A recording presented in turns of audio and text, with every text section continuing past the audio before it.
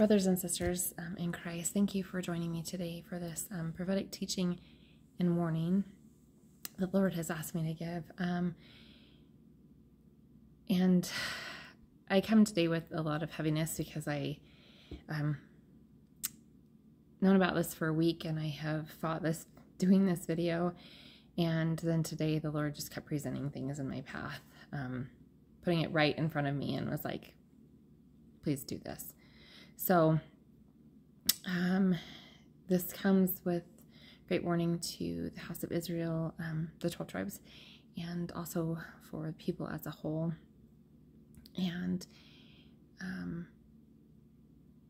this truly is in reference to the kingdom gospel. So if you are not being taught from on high, this I would ask you to pause the video, invite Christ into your presence, ask if this is something that you're ready for. If not,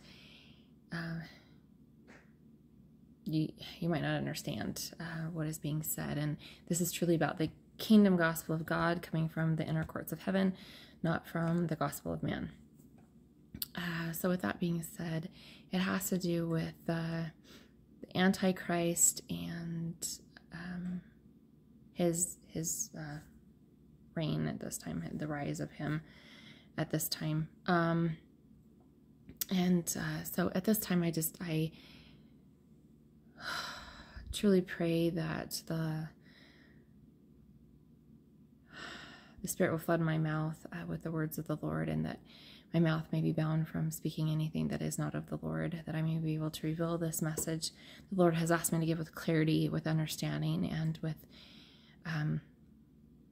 just the urgency to understand these things for yourselves in your life at this time. And I invite heaven's presence to be here in the name of Jesus Christ. So a week ago, the Lord shared with me as those new commandments were given on, I believe it was November 13th, that was the final event that needed to take place in order for the crowning of the Antichrist to fully have effect, to fully come into effect. And as he walked me through this, and he just kept manifesting and bringing truth and truth and truth. And that night, as I went to bed, and I had just cried into the Lord, because this is just something I'm like, I just really don't want to know these things. And I wasn't seeking them out. It was literally just presented in front of me. And so, I tried to just go to sleep. And when I got up the next morning, I was just like, well, I'm going to go about my day. Well, my friend just happened to have messaged me the very, very first thing in the morning about those new commandments that were given. And this one, world order. And a religion, sorry. And so as I sat with the Lord, he was bringing things back to my remembrance of things that he had taught me. And this, there was two revelations given, and I've been instructed to read them. The first one was given by the Lord, and then he presented me before Father and Mother in the inner courts, and I received further understanding. And I feel like I'm supposed to share this at this time and then go into what he's shared with me previously and even into now. So the Lord shared, because I was asking, what do I do with this information? Like, why have you given this to me? Like, this is not something that I wanted to know. And he said, all you can do is warn and bring the darkness into light as you expose it.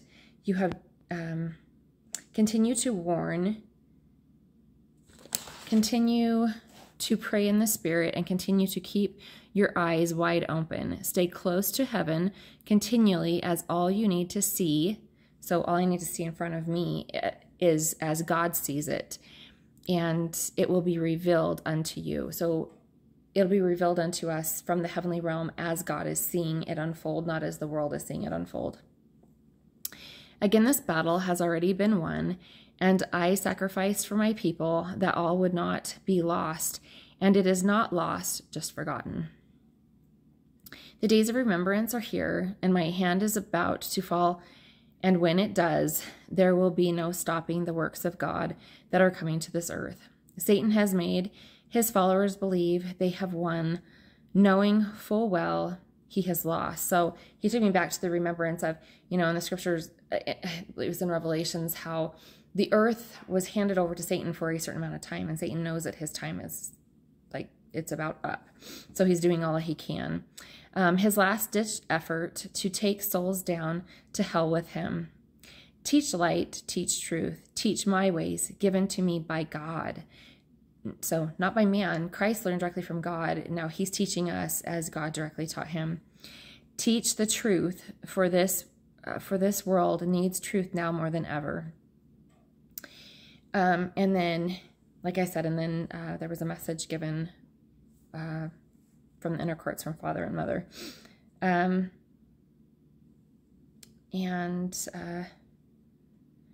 So this is the instruction that was given to me, but it's also instruction for all of us, that the body of the house of Israel that is doing the work of God at this time. We at this time would like to give you instruction on what will now be presented to this world as light. But it is actually darkness. In the upcoming days, you will begin to see Satan's hand more clearly, but now he will present his work with added light to deceive the hearts of men even further, taking them into the pits of hell, as he will make evil look good and good look evil on levels this world has not seen. He will use very appealing phrases to meet the lust of men and will expose many, many men's hearts. As his deceit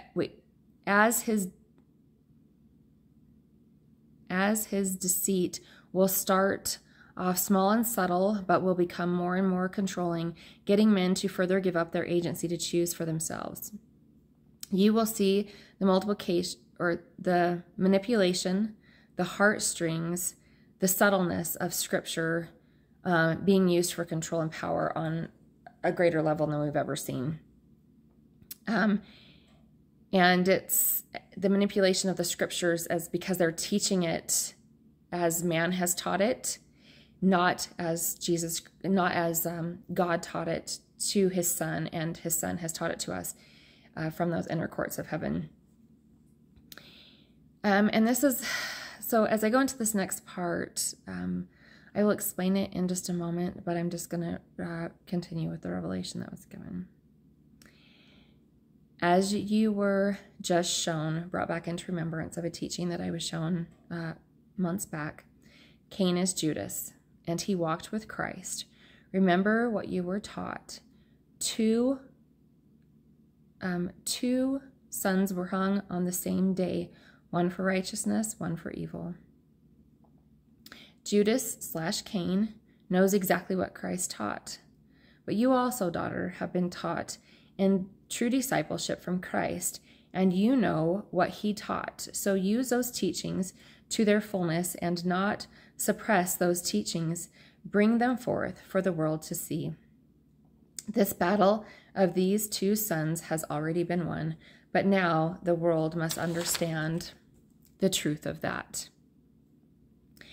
And I'm going to stop there, and because there was a lot that was addressed to me directly, and then I was given the understanding that Cain will try to dismantle everything Christ taught, but this is actually his role. This is what he is supposed to do.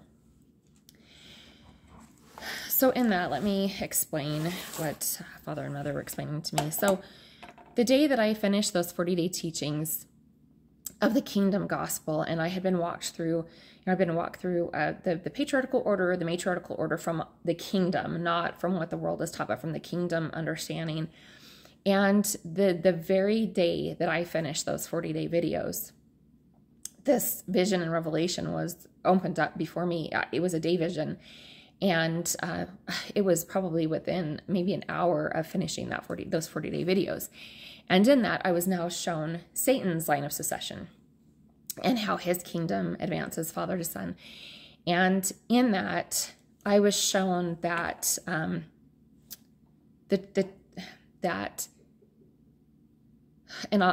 Christ is going to take me into scriptures with you. So bear with me through this. I know this is a lot, and this is probably not what people have heard, because it's from the inner courts of heaven and not from the teachings of the earth. So Jesus Christ warned us that there was a devil among his 12 disciples. So he knew that, and he understood that. And if we look at everything that Christ does, Satan mimics. So Judas, being Cain, hung himself on the same day that Christ was hung by the people for righteousness. Judas hung himself as a sacrifice for evil. Okay, so I hope that makes sense. So because of this, Judas directly walked with Christ, but there were very key things that happened in that process in which we need to understand. So from the days of Adam and Eve, Cain had the higher, had the understandings taught to them by his parents, and then he walked with Christ.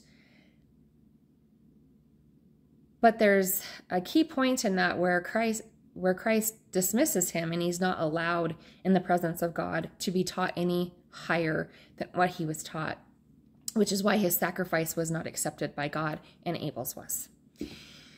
So we will see, and as I taught in those 40-day videos, I think it was videos like, it was either 8, 9, and 10, somewhere in there, when he began to instruct me for the tribes of Israel, that one of the tribes of these disciples will actually, they will fall away from the teachings of Christ. And he showed me, when he revealed to me the signs of the fathers in the heavens, and he showed me those symbols of the fathers. The tribe of Dan is a snake, and he showed me, be very careful of this tribe. And now now the understanding has been given to me that Judas was from the tribe of Dan. So I'm being prompted that I'm supposed to share this to help understand further. Okay, so when Cain killed Abel, the world was given very specific instructions that no man could kill him. They were not allowed to kill him. And the world has said, he's Bigfoot, he's this. I've heard all kinds of things, and it's just... But as a few years ago, as the Lord was walking me through this process, it wasn't that Cain would never die. It's that as he died and returned, he was never able to leave this dimension, because this is Satan's world for this given time. So he was never able to leave this earth and return back into the presence of Father or higher learning or ascension. This was his hell. And he was stuck within that hell, never ascending. So every time that he returns, it's just he dies and he comes back right to the same hell with no light being given to him from God. And so he's absolutely in the control of Satan. So hopefully that makes sense. So as we see the rise of the Antichrist, many will turn away from Christ and walk with him no more. So as Christ walks us into the higher laws, I taught this in John 6:6, which was a great warning to the people. There will be so many disciples that it's like, well, yes, the world is teaching you this, but the Lord is teaching you this from the inner courts. Are you going to stay there, or is this too hard, and are you going to turn away?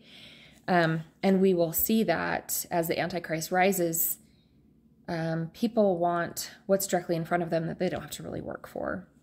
Where when you are taught from the heavenly realm, from the inner courts, it is continual work, continually keeping your hearts in line with God, continually being in that place of communication and alignment with God. And it requires work so that you are in the world and not of the world.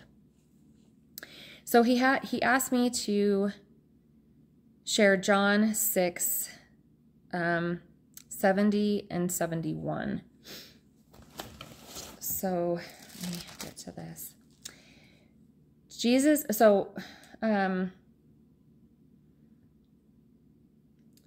so he's talking to his disciples, and it's being done within the Spirit. And it says, Jesus answered them, have not I chosen you 12? And one of you is a devil. He spake of Judas Iscariot, the son of Simon, for he it was that should betray him, being one of the 12. So he warns us right there. He gives us this warning. Judas is a devil among me. He doesn't say he is the devil. He is a devil among him. So, and that will go into another scripture that he has given me to share. So, and that was John 6:70 and 71. So that is Christ warning. It's his own words warning us. He's warning us of this. So John 6:30 through 37. And Jesus, 30. They said therefore unto him, what sign showest thou then, that we may see and believe thee? What dost thou work?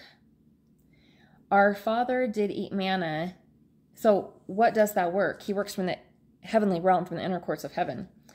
Our fathers did eat manna in the desert, as it is written, he gave them bread from heaven to eat. And then Jesus corrects them, because this is the deceit that's coming from the world, is they are going to truly say, this is the word, just like the Pharisees and Sadducees did. This is the word. This is what it says. We have these living words. This is the truth.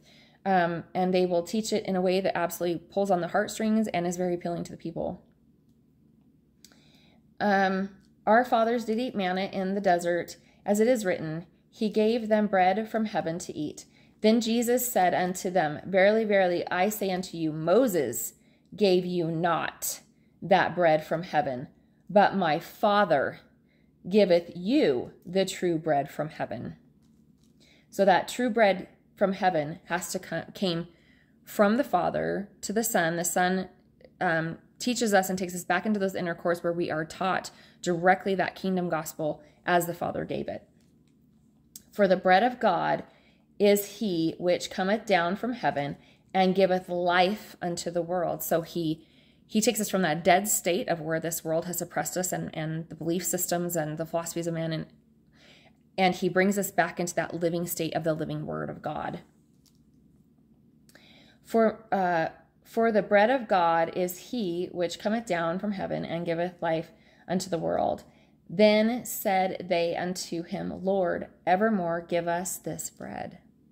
So you have to get to the point where, as disciples, we are seeking this bread, but it is directly from the Lord, and it cannot come from any man teaching us this. And Jesus said unto them, I am the bread of life.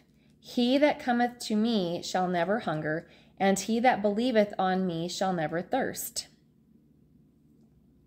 So that is a really, that's a warning all in itself. So Jesus Christ is the only bread of life. So if someone is coming to you saying, I have all these answers, and I'm bringing, what the antichrist will do, he will deceive people because he will be so learned. He will come in a form of light, a form of godliness.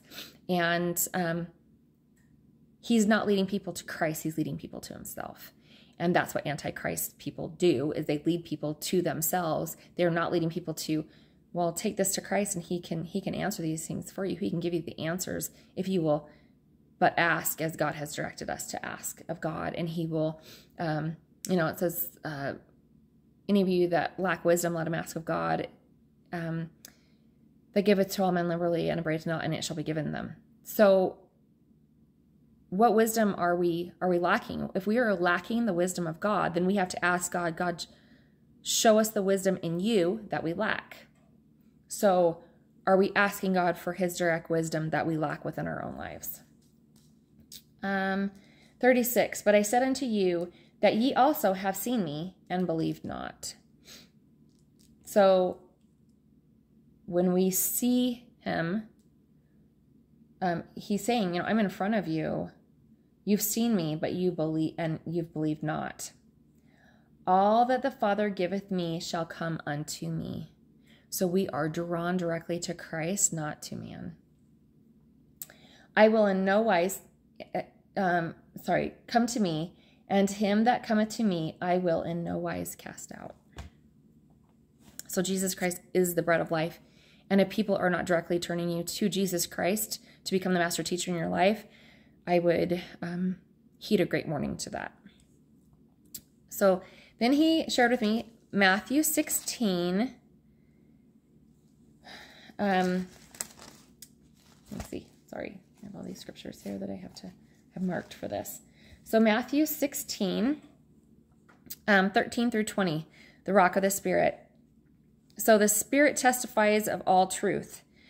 If we have learned through the Spirit and through the Lord and hearing his voice, and his voice has been made testified to us through God, as he's walked us through this process, because the Father testifies of the Son. Christ, if he is standing in front of you, will never have to state to you who he is, because the Spirit will manifest to you who he is. So anyone that opens their mouth and claims to be the Christ, again, I would heed a great warning, because as Christ teaches us in Matthew 16, 13 through 20,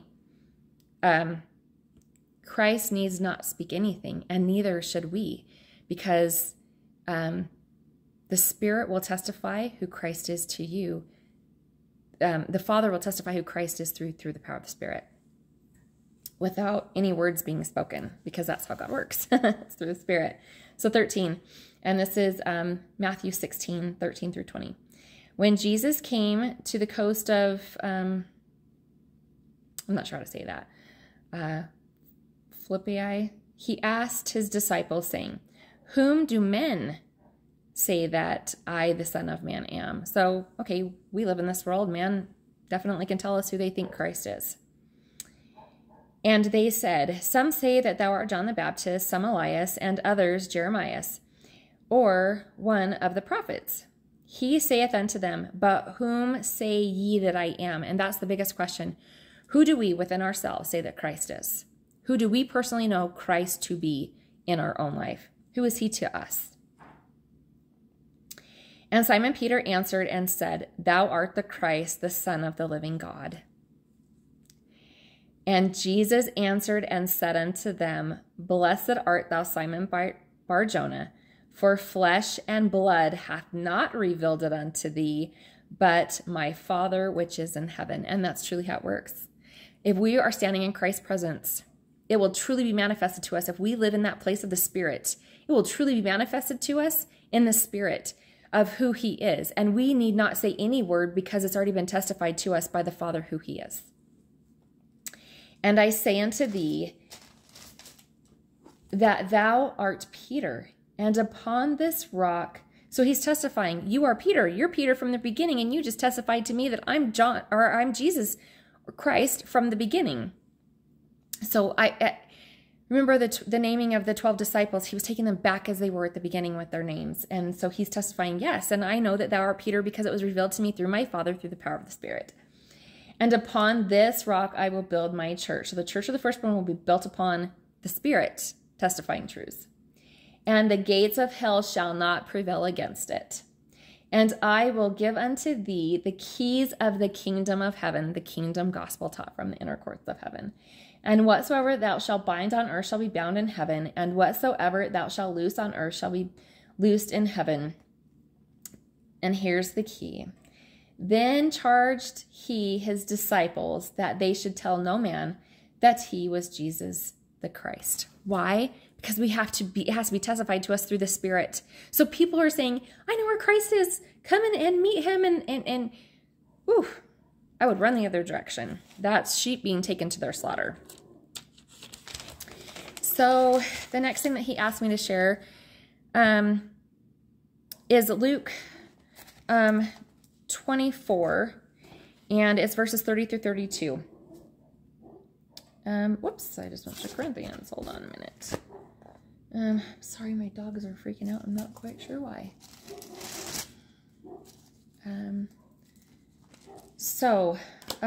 Okay, Luke 24, and this has to do with the resurrection, that he must come alive in each of us.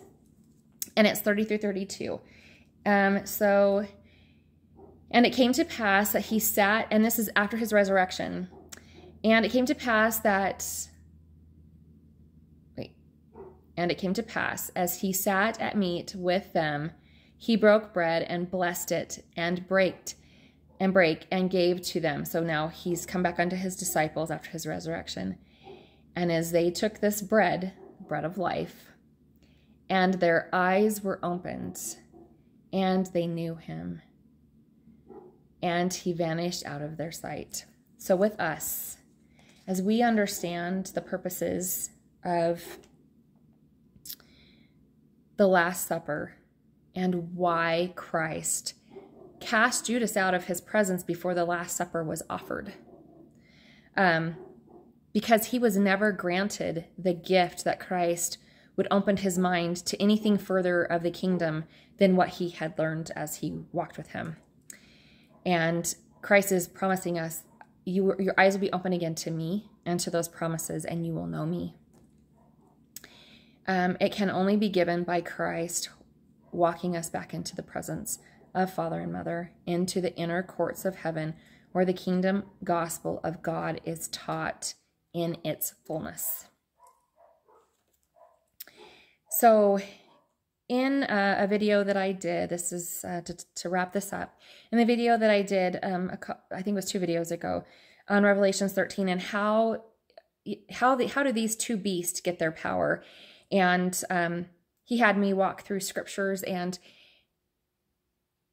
how the first beast gives his power to the second beast. So the first beast is actually Cain giving his power now to Satan, and how this power is given is from literally the people following him as the Antichrist, worshiping him, this one world religion. There is great evil behind this one world religion.